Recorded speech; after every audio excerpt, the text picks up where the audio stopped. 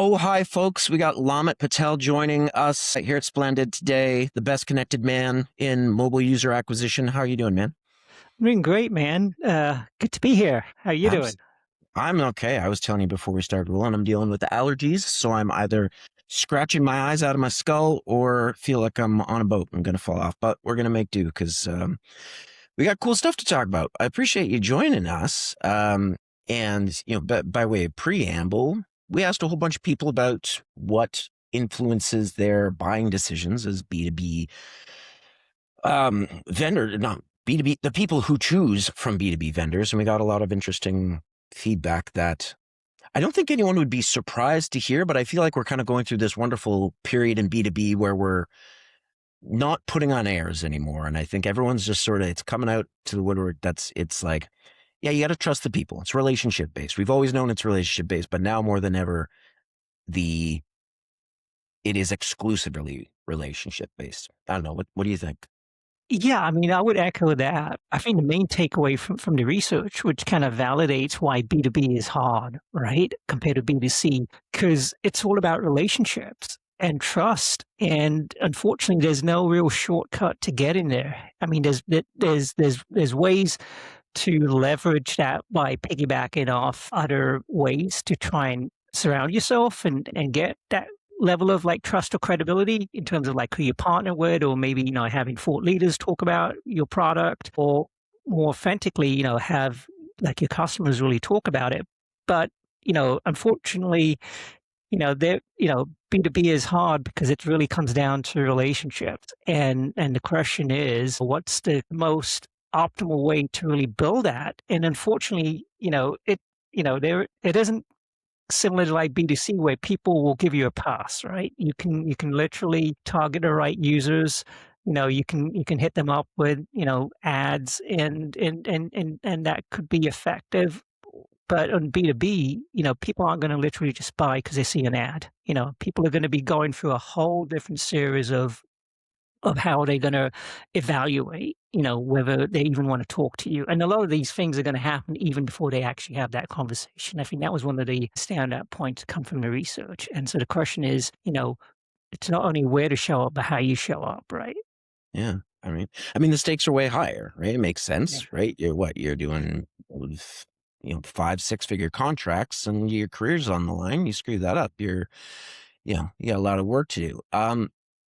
I want to start out. It's excellent framing. I think probably first thing that hits me from what we've seen is that the, not just the importance of trust, but the complete mistrust of vendors, right? Just this ambient assumption that anyone who is aggressively selling you something isn't to be trusted, which I mean, I would say is maybe characterized consumer life in the Western world for a while. I would say that skepticism has been growing over the last few decades, but now to see it actually manifest in the B2B world, not just manifest, but to see it validated in what people are willing to put out survey, right? You've been on both, right? You've been both the CMO, so you've been the person, running the ads, targeting folks, Yeah. trying to, engage them, get their trust. But then you've also been a vendor qualifier. You've made massive investments in, advertising campaigns and tools and all of that, I'm sure. What's your experience as a buyer like when you're actually evaluating a vendor for your own team? What does that process look like for you? Like just emotionally when you're doing that, like that. Does this cue for you? Is this the same for your experience? Yeah. I feel, having been on both sides of the fence there, I can definitely give you my perspective. One thing that a lot of people are doing now, because it's easier or not, but the idea is, I mean, even when you start your day, you're bombarded with so many like emails from prospects, that you never even heard of, right? That are trying to hit you up with the next hook, like, hey, we could save you 15%, or we can get you 2, 3x lift on whatever, like, your revenue, or make your CAC more efficient. And I feel like, there's just so much noise out there now that what's happening is that people are just not even paying attention to any of cold emails for the most part. I mean, I don't even look at like the amount of times, but I would say on average, I'm probably getting hit at least on a bad day, probably at least 10 times a day. On a good day, probably 20 to 30 times a day with just messages, whether it's through LinkedIn DMs or through like emails. So, I mean, a lot of that is just noise that, I mean, for the most part, what people don't realize is, well, I'll just give you my example. I mean, even if somebody sends me a message, I'm not going to respond back to that. What I'm going to do, even if it's remotely interesting, I'm going to first verify if that person is actually a real person and it isn't some kind of AI avatar that's messaging me. And so I will go to LinkedIn, and ironically, 7 out of 10 times the person doesn't even exist, which again discredits the company right off the bat. That's strike one. I would say the second thing is, and then I look at the company, good or bad. People don't realize, but LinkedIn has actually become the place where at least someone like me, and I'm sure I'm not the only one, where people can go and verify how credible you really are. So if you go to and you've created a LinkedIn page and you've got like, an employee or whatever, for the most part, that's strike two, because it's discredit, it doesn't show that you have much credibility. And then, the other thing I kind of look at is how long has that page even been around? And if it's just something that's, hasn't been around that long, or if it's, I mean, there's a lot of AI powered this and that I'm being hit up with. But, for the most part, if it's an AI powered whatever, you want to look at how much are they posting about what they're doing, who's actually invested or seed invested into those companies, what are some of the brands that they're working with.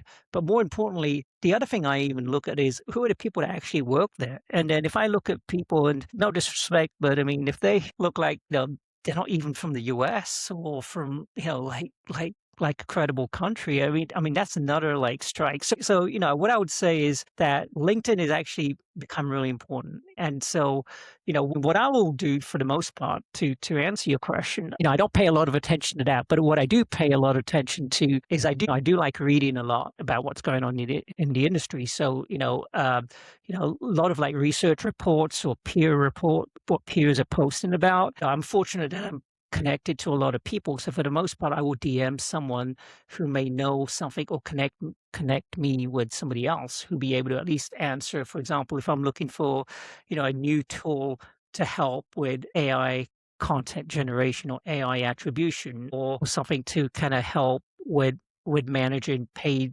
acquisition, whatever it is, the first place I'm going to kind of look is try to reach out to people I know for some recommendations. The second place I'm going to look at is try to look at some research that's been done, whether it's from Gartner, Forrester, and it doesn't even need to be from that, but even if it's from credible partners that work in that space that are talking about it. So that's the second thing I'll look at. The third thing I would look at now.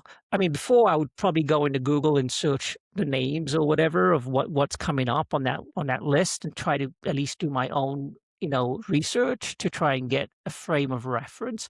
But now I'm actually taking more of a shortcut where I'm going into LLMs, whether it's ChatGPT, Claude, Perplexity, or Gemini. And what I'll do is I will prompt them to try and give me, whether it's, more information about the company, what are their SWOT, basically their strengths, weaknesses, opportunities, and threats, to try and get a better understanding of their product, their positioning, whether they work more with early stage startups or they work with more like mid or enterprise, get an idea on their pricing, get an idea on the other place I also try to look at is what do people say about this beyond LinkedIn, but on places like Reddit as well. So, what are actual users that are using the product saying about it? And so, long story short, even before I actually talk to the company, there's a lot of like research that has happened ahead of time. And even when I have that research, the other thing I try to do is I try to get somebody on my team, who's going to be actually using that tool to go sign up, or if there is a free trial. But generally, some of these platforms that they don't even allow you to like sign up and then have a trial account, and you have to talk to a salesperson and have a demo. I generally won't be the first person sitting on that demo, but I'll get somebody else to sit on that demo to try and do some exploratory research. And before they even get on that demo, what I would have done ahead of time is created some kind of battle card and come up with a frame of questions about them versus competitors, and to really have someone, to be able to ask really thoughtful questions, which most salespeople are even expecting on that first demo call. And it's really, to really validate if this is even worth, you know, having a second conversation where it would involve me and maybe,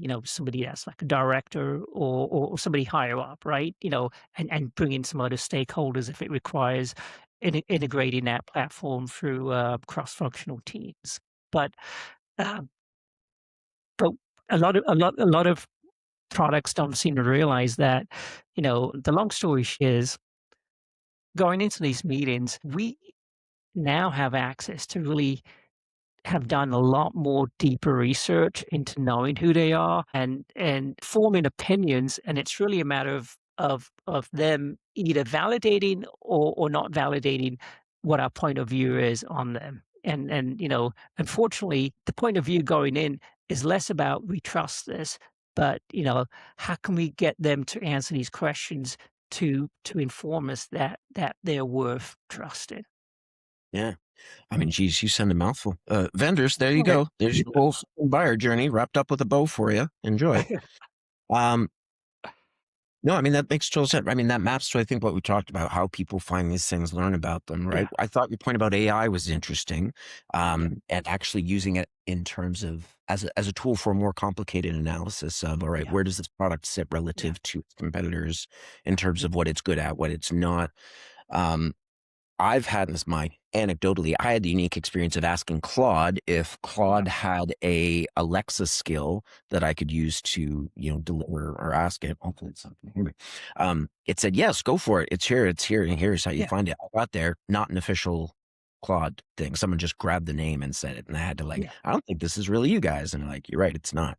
Um, so I mean, I mean, I'm agreeing with you, broad strokes, absolutely. Where most of yeah, what you, yes, I think is the people who have done it, the humans that you've spoken to, that is yeah, the greatest leap of credibility. The amount of times you said credibility in that, I think, is just so telling, right? If right, it is the immeasurable and yet most important part of any GTM strategy right now for any B2B company, right? And then I think the implication of that is that the inverse can also be true. That research you just did can turn up negative stuff just as easily and just as quickly, right? I would argue that the greater focus on peer recommendations, on, you know, tapping your network, seeing who's worked there, makes it all the more critical and important that your customer experience be positive and that you do not allow your organization to scale beyond its means to the point that it is consistently delivering poor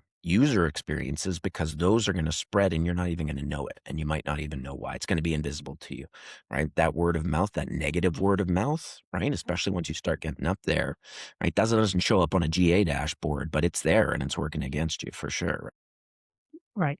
Yeah, the other thing I was gonna add, even more scary than not showing up with something negative is not showing up at all in those Sure. LLMs, and that's the thing that people don't realize. It's like, first of all, you wanna show up, and then secondly, you wanna know how you're showing up so then you can make that sound, at least authentically better, or figure out how to, because, I mean, for the most part, LLMs are just scraping things that people are saying about you. So to what you were saying, Evan, I mean, if you have disgruntled, either it's ex-employees or disgruntled customers, that stuff for the most part is going to get put out there. So you want to be able to make sure that you're able to at least clean that up or at least address that. So you show up in a better way. And then the other thing that I've done too with LLMs to address the other thing, because there is hallucinations that happen. I mean, no one's going to say that they're perfect. And so one of the things that I'm doing, and I'm not saying that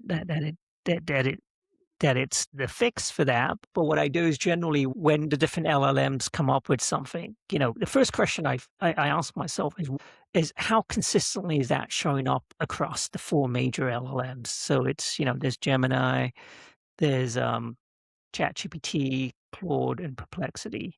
And then the second thing that I do, is I get each of the different LLMs. I put in, what I find from, for example, Chat, and I put it into Claude and the other ones, and I'll say, what do you think of this compared to what you came up with? So I get them to debate each other on that. So another way to think about it is I pretty much sort of created, a couple of simple like AI agents that kind of debate each other from these different LLMs. But the idea being, at least the way I think about it, it's like, if you and I looking and debating a problem, we're going to come up with a better solution than me trying to do it myself or you trying to do it yourself, right? And so, using that premise, I try to get the LLMs to try and validate, verify, or at least look at what the others are saying, right? And then the final filter I put into that once it goes kind of through that is depending on who I would be sort of sharing that information with. But let's say for the most part, if it's my executive team, I would sort of put something like if I am as CEO of whatever startup or that I'm working with or my manager or whatever, how would they look at this? So I'll kind of get the third sense of them putting themselves in the shoe of who I would be presenting that information to. And, is this the best way and the most credible way to share it out? Because going back to what we said, at the end of the day, no matter what happens, everything we share reflects back on us, right? And so we're putting our credibility on the line at the end of the day as well with whatever we either support or we don't support. Oh, I love that. That's a hack and a half, getting all those LLMs together in a room and letting them hash it out and tell you what, where it lands. That's right. I mean, that's a groupthink dynamic. You just basically being put together on your laptop. That's that's a good little tip there. I love that. Cool. So, I mean, I think what that speaks to is getting each individual voice, or at least your combined perspectives of an entity, right? The survey data we ran came up with feeling understood as being the number one motivator for buyers, right? Which is very specific language we chose.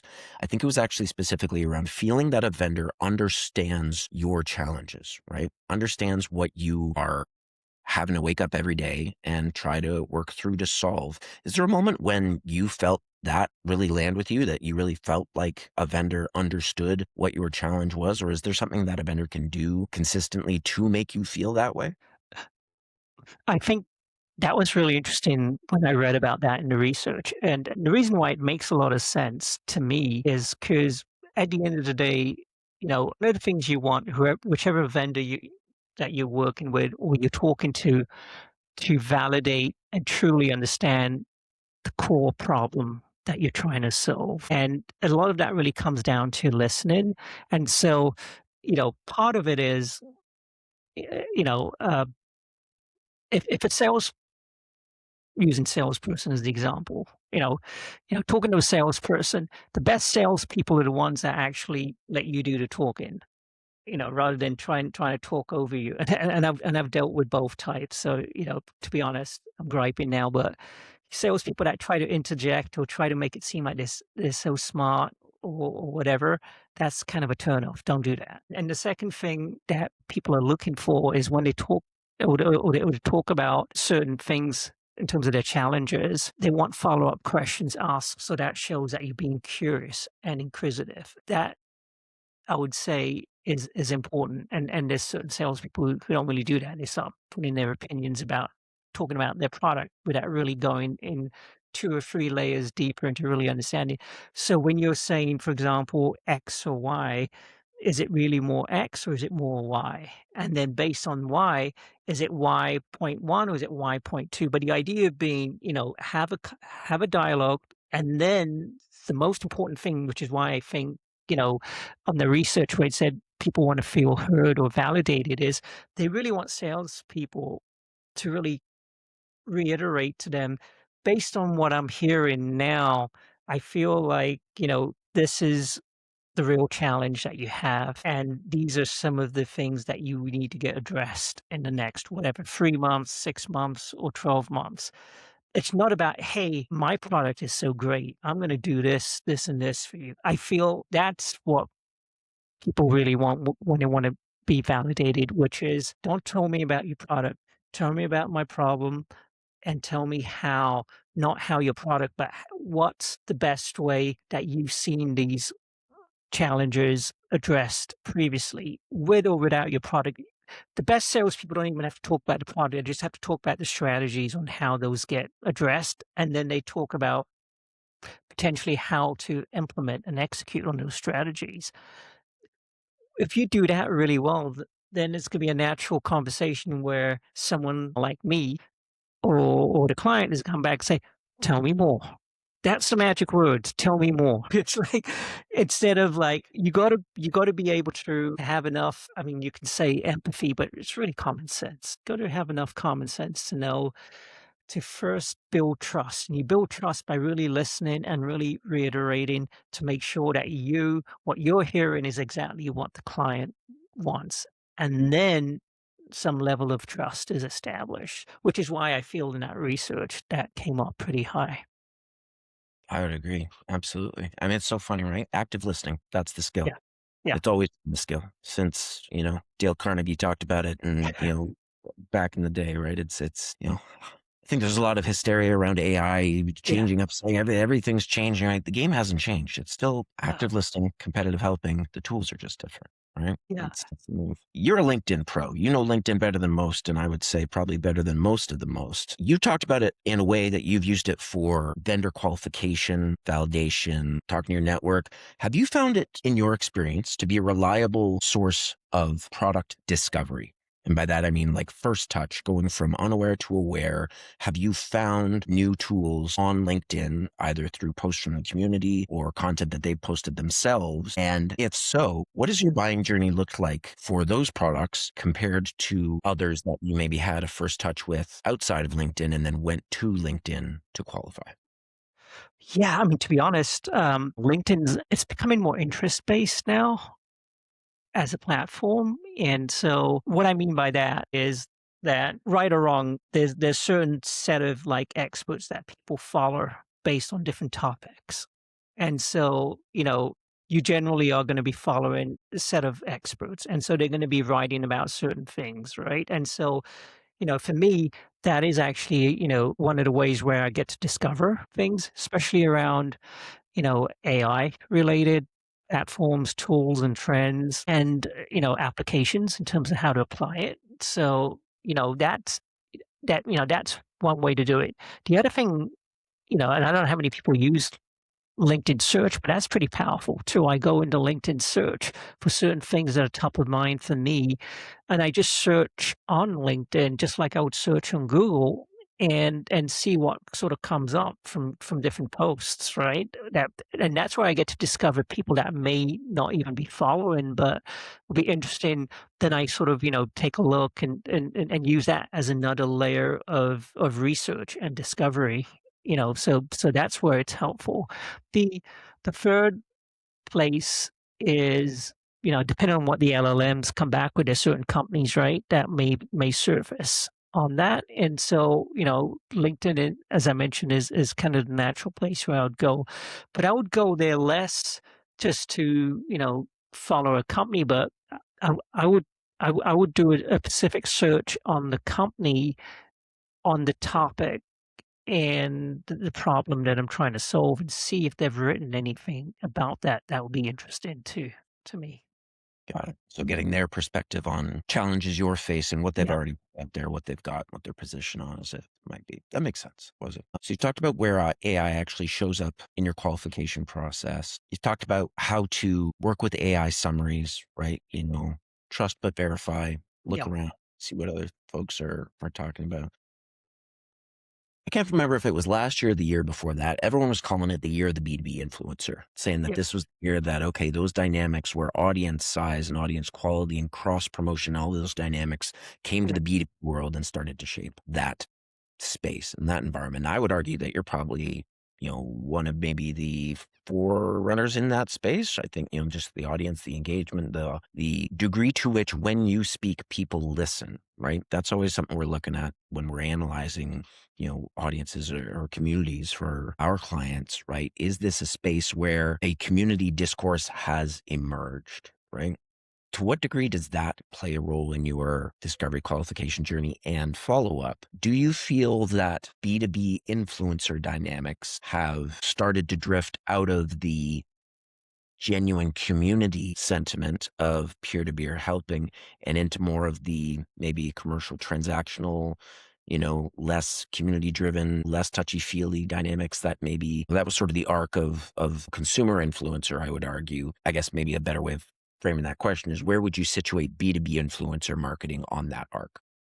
Yeah, I feel in LinkedIn there's obviously a set of people that are sort of more aligned to different topics as influencers or experts, and you know, um, I get the thing that I get hit up with a lot is just like, especially because I talk more around like startups and early stage founders. So I get, a lot of like early stage startups, especially AI startups that are trying to hit me up in the sense like, to talk about their product or talk about it, an announcement, whether it's a new funding announcement or a new product launch or even, a new partnership or something in that realm. I mean, for me, I'm always interested and curious about different AI startups that are coming up and what specific problems they're solving. So for me, I usually sort of dive a little bit deeper, learn a little bit more about exactly what they're doing. I try to at least get some access to using the product or really sort of seeing it and applying it. And then a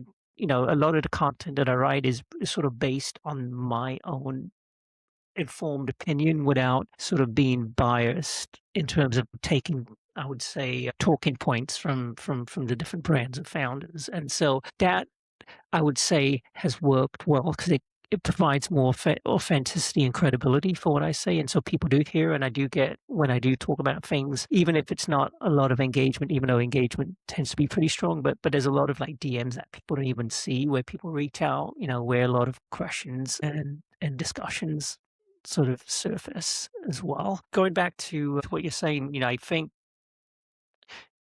if you kind of take my approach, I think, the influencers that will continue to have influence are going to be the ones that are really sort of, talking about something they're passionate about and doing their authentic research. So it's credible what they're saying versus like I can tell for the most part if I see a post, even if they say it's sponsored or not, but if it's just sounds like a billboard, that where you kind of know the person, even if you don't know them that well, but you've read enough content from them to know that this just doesn't seem that it's really landed in that same realm of how they talk about things. So, what happens is you just end up diminishing your trust. And over time, people are going to start, trusting you less. And so, that kind of works against you. But, the other thing with influence is, content that I find, like a lot of people like to share case studies, for example, and what I've found is case studies is really just another paid advertising version of how a company wants to control the narrative on how they show up. And so, what I've found is from my own experience too, like when we do posts around case studies, it doesn't do as well. But I tell you what does work well, and I think this is what you allude to in the research too, is instead of talking about the case study specifically, what I tend to do is I tend to sort of talk to the practitioners that, and I'm going to use TYB as an example, where we worked with the brands that applied certain things that led to the outcome of what the case study is talking about. But what people are really interested in is how did it happen and what was the challenge? And but not from our voice, but from the voice of the people that were actually working on it. It's taking the voice of the people that worked on it from the team on the TYB side to the people that worked on it from the brand side. And the content that I've done, which is more of a story base, but it's really an arc around, you know, taking it from the narrative of the practitioner of who actually was involved in making that happen does really well. And I think, unless I'm mistaken, wasn't there something in the research around talking where practitioners will, where it's not the brand talking about themselves, but it's really talking about the people and making their point of view sort of stand out in terms of how they apply. Yeah, 84% of folks we interviewed said they were more likely to consider a vendor who had interviewed them directly, right? Yeah. Who had to them, which is just, Yeah. it's essentially the same thing as they want to be Yeah. understood. Right? Like if Yeah. you are taking the time to be genuinely curious and learn more about the Yeah. challenges a person faces, and irrespective of their position in the sales pipeline, who is better qualified to help you solve that problem, assuming that you actually have a tool that could do it for you, right? Well, and one of the other things I'm going to just piggyback on that quickly is that, and I'm sure you guys have seen the same thing. Another way to look at that is, when you make somebody else look good, it kind of reflects back on you looking good too, right? Yeah. If you were involved in helping them solve that problem, but the narrative coming from their voice is a lot more credible than a company saying, "Hey, we did this." And the other thing that comes out of that, is, every post that I've done like that, where I've sort of, gone a little bit behind the scenes and kind of talked to the brands and sort of kind of got the narrative from their perspective. You know, um, I would say the other reason why those posts tend to do well is because, these brands it becomes more like a collab. And the brands end up really feeling part of the process. And when they feel part of the process, and the story really, aligns with how they want it to be framed, not only do you get, a couple of people, you get a lot of the people in that company, engaging with those posts, and that's what ends up helping a lot of. Because going back to, how do you get more organic reach on LinkedIn? It's really simple. You put up really good, credible content that people are going to engage with, and engagement comes from, whether they're going to like it, they're going to comment on it, they're going to share it, and they're going to save it. And so those are the signals that LinkedIn's looking at. And so the more you create content that really is about other people and making them look good, they're more likely to positively impact, how much engagement you'll get. And if the content's about another brand, and more people from that brand engage with it, that sends another positive signal to LinkedIn that this content is actually valuable content that they want to give more reach to. Absolutely. For sure. We got to button up pretty soon, but I want to let you Yeah. go without getting a couple more pearls of wisdom. I have two questions I want to ask for you. Off the back of what you just said, you and I Yeah. know that you just got to chill with the shouting from the rooftops, your product, what you do, all that sort of thing. How far does that sentiment carry in the C-suite? Does it get over to the CRO? Is it still there at the CEO? When you get to the CFO, do they still care about all the warm fuzzies and the, the relationships you're building? Or how hard is it to try and evangelize that pro community, genuine interest, approach, which you've seen and know work? And when you start coming up against pushback, what has been the most effective way of overcoming it? Yeah, that's a really good question. What I will say is one of the themes that's really emerging a lot on LinkedIn is founder-led content and employee-led content. And, I've been, you know, ironically, I've been doing that for a lot of years before. I mean, it wasn't called that, but that's literally what I was doing. Whether yeah, just going back to, I mean, I have a lot of followers on LinkedIn, but it was because I was kind of taking that approach, whether it was with content that I was putting out or it was content that I was, writing for a lot of the executives to post at different companies that I work. And so, what I would say is, if you have a culture where people believe in kind of the long game being that content is really distribution and leveraging, your customers, leveraging your employees, and leveraging your executives to all be, talking to different lanes on LinkedIn or other social media channels, then there's going to be more, I would say, support for wanting to go down the route of not trying to burn bridges and take the route of, let's try to close after the second piece of content or whatever. But the other thing, it really comes down to how companies incentivize people, right? And fortunately or unfortunately, salespeople are always on the hook for hitting certain quotas. I mean, marketing teams are on the hook for hitting different types of goals or quotas, whether it's supporting inbound or outbound or influencing those journeys. And so, I feel like, you know, um, a lot of that really comes down to to the investors or the types of investors you have in the company. Because, even, because if you have the investors that really believe in something and know that there's certain cycles of products that take longer for the bigger deals to close, then you'll be able to sort of bake that into the timelines. And, again, that really comes down to trust. So part of it is just going back to who are the investors, that sit on your board, and, what kind of background do they come from? If there's certain and so that's why I feel it's good to have a diversified board, because if you have certain investors that come from the sales side and certain that come from the finance side and certain that come from the marketing side, then you're going to be able to get more support for, a diversified strategy. But if you're going to get